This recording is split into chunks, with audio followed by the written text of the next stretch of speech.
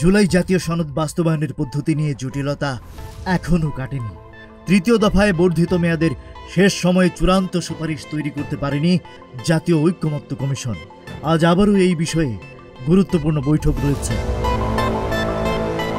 জানা গেছে, আদেশের নাম জুলাই সনদ বাস্তবায়ন আদেশ 2025 চূড়ান্ত হলেও গণভোটের সময় সংবিধান সংস্কারের জন্য সংসদের ভূমিকা এবং মেয়াদকাল বেঁধে দেওয়া নিয়ে আলোচনা চলছে। প্রাথমিকভাবে পরবর্তী সংসদকে 9 মাস সময় দেওয়ার কথা ভাবা হতো।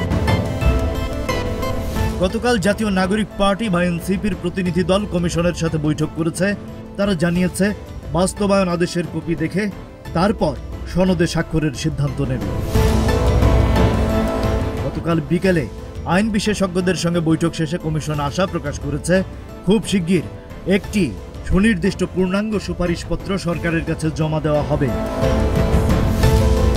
তবে সনদের আইনি ভিত্তি ও বাস্তবায়ন পদ্ধতি নিয়ে এখনো ভিন্নমত রয়েছে। সংস্কার প্রক্রিয়ার অংশ নেওয়া 30 দলের মধ্যে 5টি দল এখনো সনদে স্বাক্ষর করেনি। Rajib Raihan, news flash 71।